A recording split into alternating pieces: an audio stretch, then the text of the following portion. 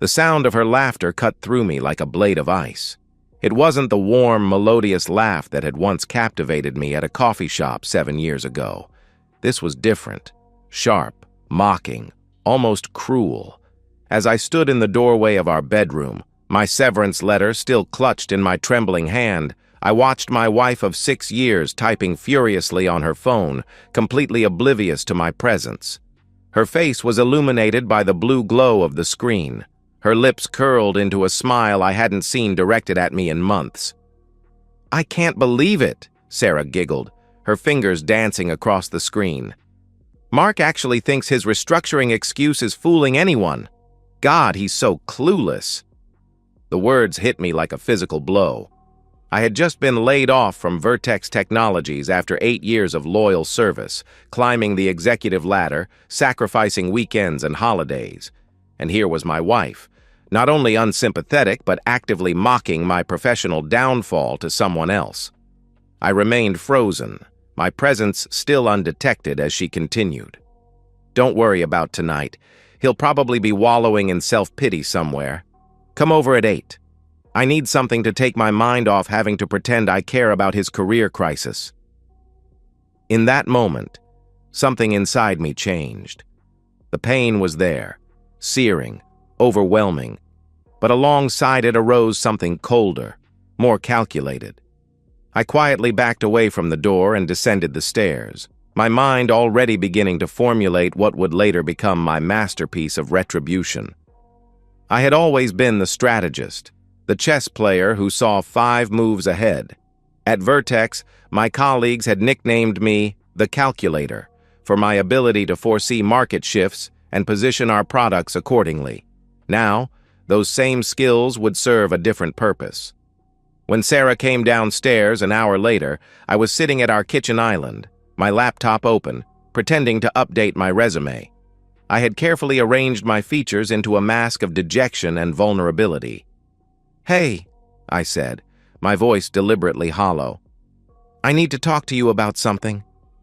She placed a hand on my shoulder, a gesture that would have seemed comforting to anyone watching, but I felt the reluctance in her touch, saw the impatience flickering behind her practiced concern. "I was laid off today. Budget cuts, they said. Restructuring." I watched her face closely, noting how expertly she manufactured surprise, how she arranged her features into an approximation of sympathy. 6 years of marriage had made me fluent in the language of her deceptions. "Oh, Mark, I'm so sorry," she said, her voice a masterclass in feigned compassion. "But you know what? Maybe this is an opportunity. You've been working so hard for so long." I nodded, playing the part of the grateful husband. "That's one way to look at it. I have a decent severance package, 3 months' salary, plus my stock options." Her eyes flickered at that, a microscopic tell, but I caught it. Money had always interested Sarah more than she cared to admit. I had seen the same look when we discussed bonuses, or when I mentioned a colleague's new luxury car. "That's something at least," she said. "What's your plan?" "I'll start looking tomorrow. Maybe take a couple of days to process this. I have some contacts who might be able to help." She nodded, already detaching, already thinking about 8 o'clock, about whoever was waiting for her message. "I'm sure you'll find something soon," she offered, the platitude hanging hollow between us. "Listen, I have to work late tonight. Big project due tomorrow." I offered her the smile of a trusting husband. "No problem. Don't work too hard." As she turned away, relief evident in the loosening of her shoulders, I allowed myself a moment of clarity. Our marriage had been dying for longer than I had been willing to admit. The signs had been there, the late nights, the sudden password changes on her phone, the diminishing intimacy. But sometimes, even the most perceptive people are blind to what's right in front of them when emotions are involved.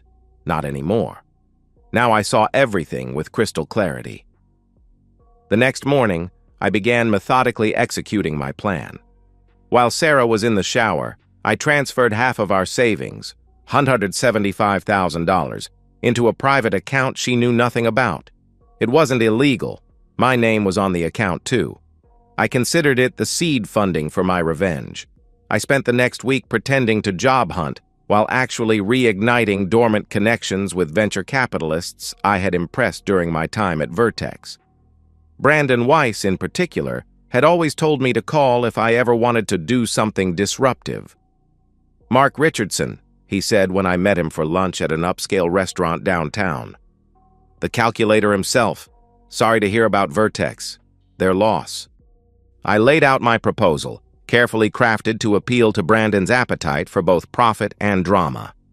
I wanted to acquire Elysium Analytics, Sarah's company, not because it was particularly successful, but because it was undervalued and ripe for takeover.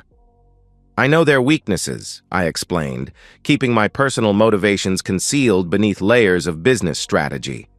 "Their security division is bleeding money, but their data analytics suite is gold. With the right leadership, we could triple their market share in 18 months. Brandon studied me over his whiskey. "This feels personal, Mark." I met his gaze steadily. "Business is always personal. That's why some succeed while others fail." He chuckled, recognizing ambition when he saw it. "All right, I'm intrigued. Let me make some calls." Within 2 weeks, I had secured commitments for $4 million in venture capital.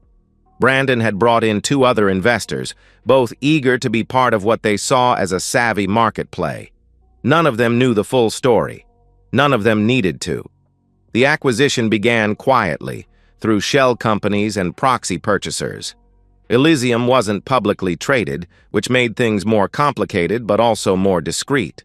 Their shares were held by the founding partners and a small group of private investors, many of whom were ready to cash out given the right offer. By day, I maintained the fiction of the job-seeking husband.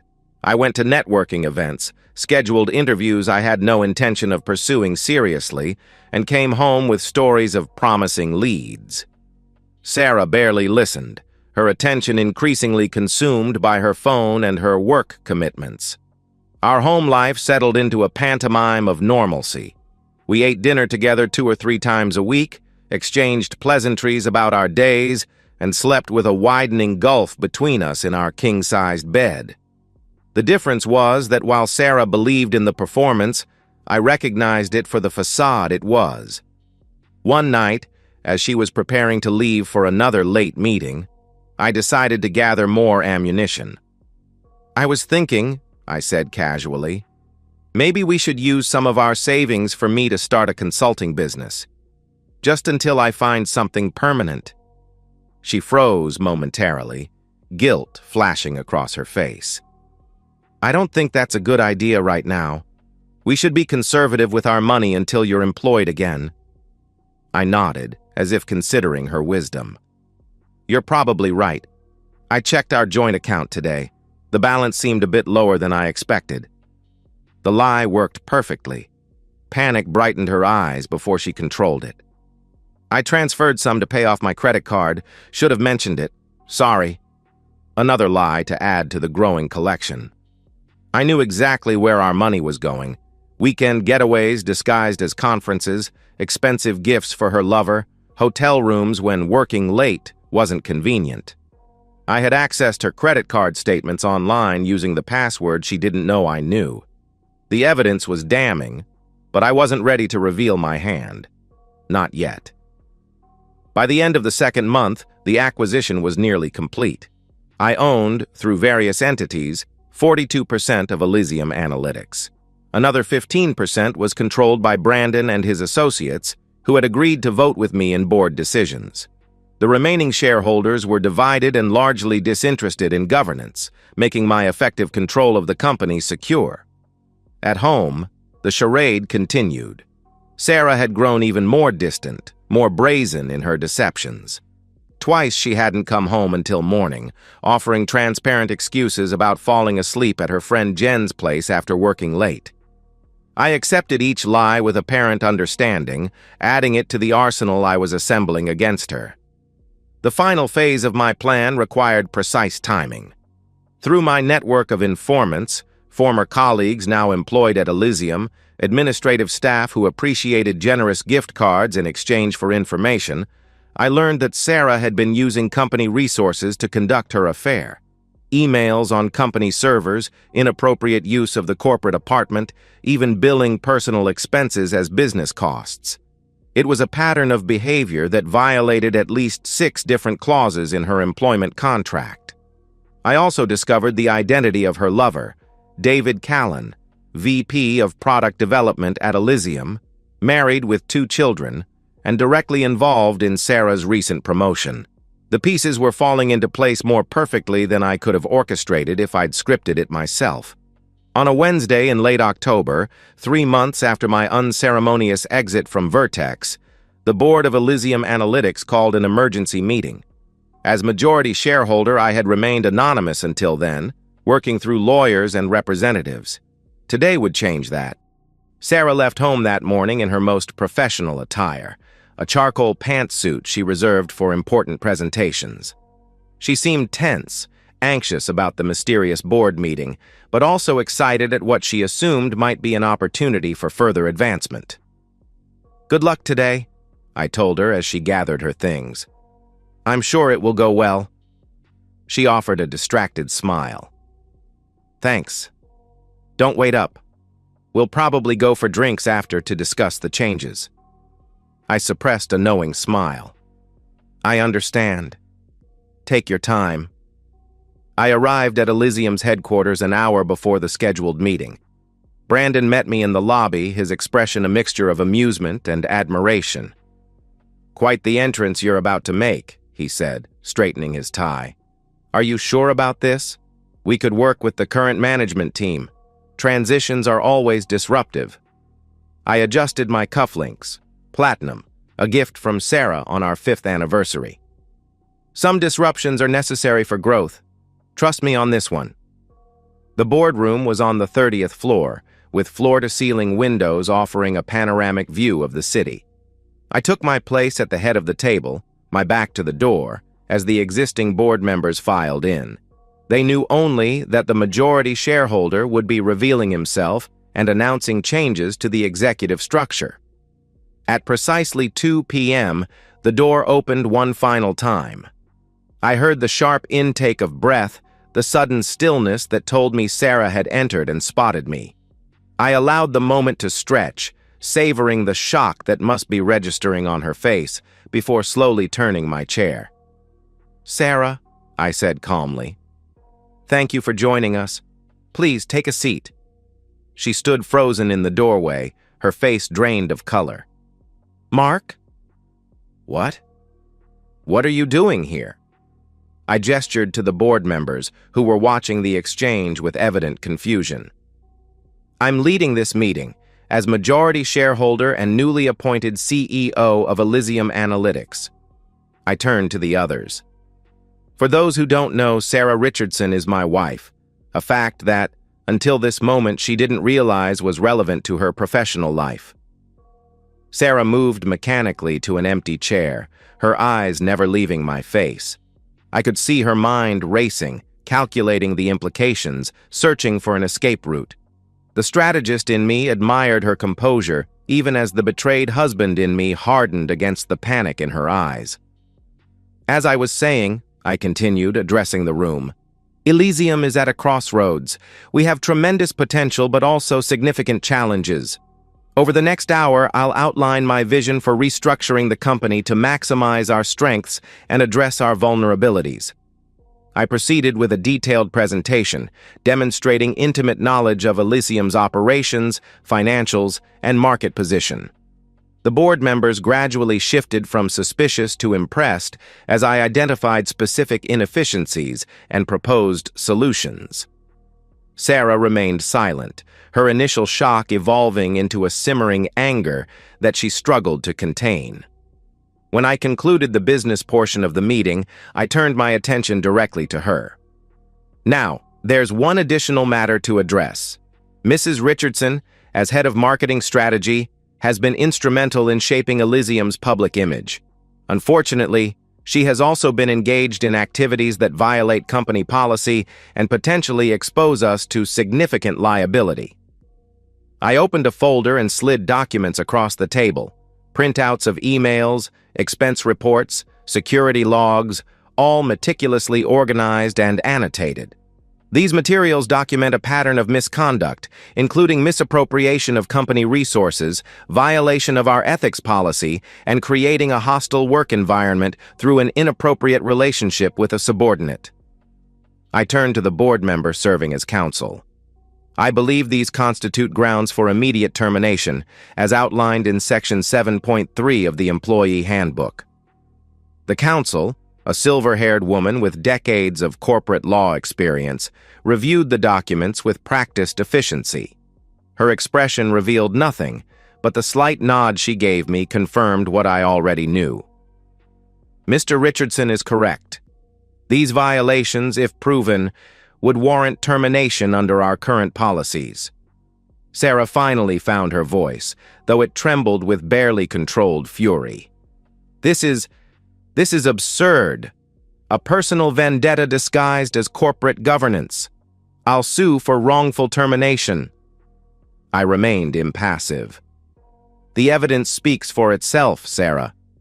But if you prefer, we can discuss these matters in detail, including your relationship with David Callan and your creative use of the corporate expense account to fund your affair.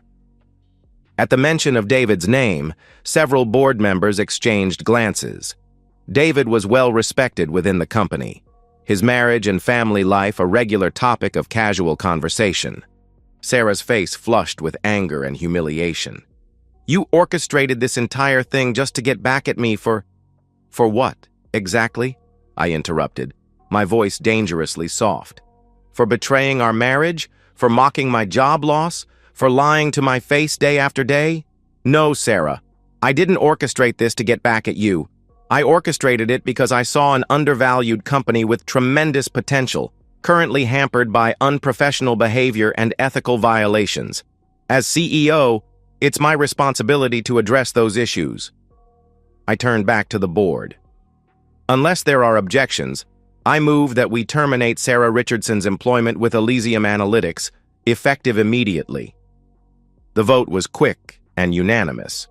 Even Brandon, who had initially questioned my motives, raised his hand in support, not because they particularly cared about marital fidelity or personal vendettas, but because the evidence of professional misconduct was irrefutable and no one wanted to align themselves with the losing side. I watched as security was called to escort Sarah from the building, her belongings to be packed and sent to our home address. Her face as she left was a study in contradictory emotions: rage, humiliation, disbelief, and beneath it all, a dawning recognition of just how completely she had been outmaneuvered. The aftermath unfolded more or less as I had anticipated. David Callan resigned the following day, hoping to outrun the scandal. He blocked Sarah's number and emails, choosing to save his marriage and what remained of his professional reputation rather than stand by her. The coward's way out, but exactly what I had expected from a man who pursued married women and abused his position of authority. Sarah moved out of our house within a week, taking only her personal belongings. I filed for divorce immediately, citing irreconcilable differences rather than infidelity. I had no desire to drag our private life through the courts more than necessary. The prenuptial agreement we had signed ensured a clean financial separation, especially given her breach of the fidelity clause. She tried calling several times in the first month, alternating between tearful apologies and vicious accusations. I let each call go to voicemail, listening to her messages with clinical detachment, hearing the progression from denial to anger to desperate bargaining. I recognized the stages of grief. She was mourning the life she had lost, the security she had taken for granted, the future she had carelessly gambled away. Meanwhile, I immersed myself in revitalizing Elysium. The company had solid foundations, but had grown complacent under mediocre leadership. I implemented structural changes, reallocated resources to high-performing divisions, and recruited top talent from competitors, including Vertex. The irony wasn't lost on me. The company that had discarded me was now watching their best people leave for the opportunity to work with me.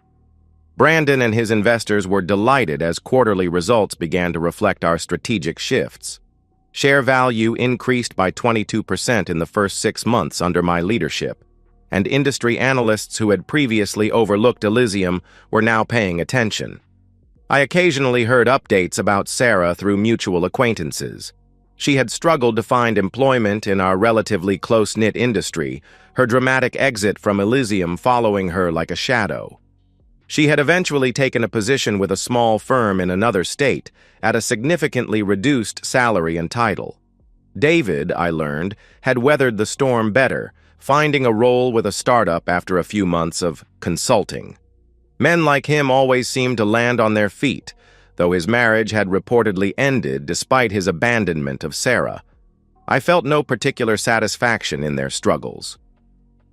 The revenge that had initially fueled my actions had burned away, leaving behind something cooler and more sustainable. A sense of justice served, of balance restored. I had transformed betrayal into opportunity, humiliation into success. The accumulation of wealth and professional recognition were merely pleasant side effects of reclaiming control of my life. On the 1-year anniversary of my layoff from Vertex, I stood at the window of my corner office at Elysium, looking out over the city as evening descended. My assistant had left a bottle of champagne on my desk with a note congratulating me on the company's record-breaking quarter. I hadn't planned to celebrate, but as I reflected on the journey of the past year, it seemed appropriate to acknowledge how far I had come. I poured a single glass and raised it in a solitary toast. Not to success or revenge or even survival, but to the unexpected gift that Sarah and Vertex had inadvertently given me, the opportunity to discover my own resilience, to rebuild my life on more authentic foundations. My phone buzzed with a text from Claire, the architectural engineer I had been dating for the past 2 months. She was intelligent, direct, and refreshingly honest, qualities I now valued far more than the superficial attraction that had initially drawn me to Sarah. "Dinner still on for 8? I have news about the Tokyo project." I smiled, typing a quick confirmation. The past was finally where it belonged. Behind me, a closed chapter in a story that continued to unfold in unexpected and promising ways. As I prepared to leave the office, I caught sight of my reflection in the window glass. I looked different than I had a year ago. More confident, certainly, but also more at peace. The man who had stood shell-shocked in his bedroom doorway, severance letter in hand, hearing his wife mock his misfortune, seemed like a stranger now. That man had been defined by what was done to him. This man, the one looking back at me from the glass, was defined by what he had done in response, by the choices he had made, the strength he had found, and the future he was actively creating. The greatest revenge I had discovered wasn't in destroying Sarah's life or career. It was in refusing to let her betrayal define or diminish me, in rising from the ashes of that betrayal to build something better, stronger, and ultimately more fulfilling than what I had lost. I switched off my office light and headed out, leaving the empty champagne glass on my desk. Tomorrow would bring new challenges, new opportunities, new moves in the endless game of strategy that was business and life. And for the first time in longer than I could remember, I was genuinely looking forward to all of it. The checkmate I had engineered hadn't just been about winning the game against Sarah. It had been about freeing myself to play a better, more meaningful game altogether, one where victory wasn't measured in another's defeat, but in my own growth, resilience, and capacity for genuine happiness. And that, I realized as I stepped into the elevator, was the most devastating revenge of all. To not just survive betrayal, but to thrive because of it. To transform pain into power and loss into liberation. to write a new story where the ones who tried to break you become nothing more than forgotten characters in the opening chapters of your success. And so, we've reached the end of today's story. Was it what you expected, or did it take a twist you didn't see coming? I'm curious to hear your thoughts. Share them in the comments below, and let's get a conversation going. If this story kept you hooked, make sure to hit that like button. And if you're new here or just haven't subscribed yet, now's the perfect time to join our community. I bring you fresh, captivating stories every day, so click that subscribe button and turn on notifications so you never miss out. Thanks for watching, and I'll see you in the next one.